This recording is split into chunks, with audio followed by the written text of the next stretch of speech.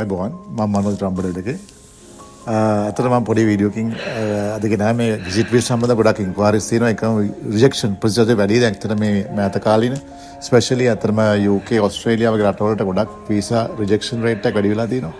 ඉතින් මමත් ගොඩක් රිජෙක්ෂන් ස්පෙෂලායිස් වෙලා තියෙනවා මේ රිජෙක්ෂන් ඒවා ආයි අලුත් කරලා දෙන්න. ඉතින් ඒකින්ද මට හිතුණා මේ දැනුවත් කිරීමක් කරන්න කියලා ඇප්ලිකේෂන් කරන කට්ටිය ගොඩක්ම වෙලා තියෙන ගොඩක් හිතනවා මේ චෙක් ලිස්ට් එකක් සබ්මිට් කරාම ඇප්ලිකේෂන් එක සාර්ථක වෙනවා කියලා ඒක වැරදි. අනිත් එක ස්පොන්සර් එකක් හම්බු පළේට වාට වීසා ගැරන්ට් වෙන්නේ. ඒකෙන්ද දන්නවා ලන්ඩන් MCS එකෙන් මනෝජ් රම්බඩේල ගොඩක් කට්ටිය දන්නවා අපි වීසාස් වලට සම්බන්ධ මේ විසිට් වීසාට ගොඩක් ප්‍රතිශතයි. ඉතින් අපි රිජෙක්ෂන් මේ ඇත්තටම ගොඩක් ඒවා හොඳ තත්ත්වයේ ඇප්ලිකේෂන් හරවලා තියෙනවා.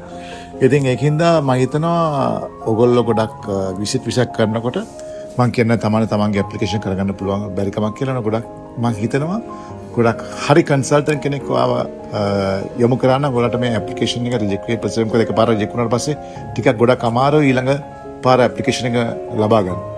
ඉතින් මේකේදී චෙක් ලිස්ට් එකක් හම්බුණාට හරියන්නේ නැහැ. ඒ ඇප්ලිකන්ට් වෙනස් වෙනවා.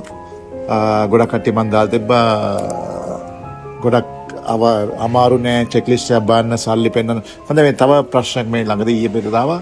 කෙනෙක් ගාල්ද ප්‍රශ්න සල්ලි පෙන්වන එක කියන්නේ ෂෝ මනි කියලා එකක් නෑ අතරම ෂෝ මනි පෙන්වන්න ඕනේද මේ විශ්ලේෂණය කියලා. ෂෝ මනි කියන එක මීන් කරන්නේ මේ සල්ලි දාලා පෙන්වන එක. අනුන්ගේ සල්ලි. එහෙම දැම්මොත් ඇප්ලිකේෂන් එකක් හම්බෙන ප්‍රතිශතය ඉතාමත් අඩුයි. ඒකින්ද කරුණා කරලා visit visa UK Australia Canada New Zealand රටවලට ඔයගලන්ට යවන්න අවශ්‍ය නම් contact Manoj Rambadevagi from London MCS.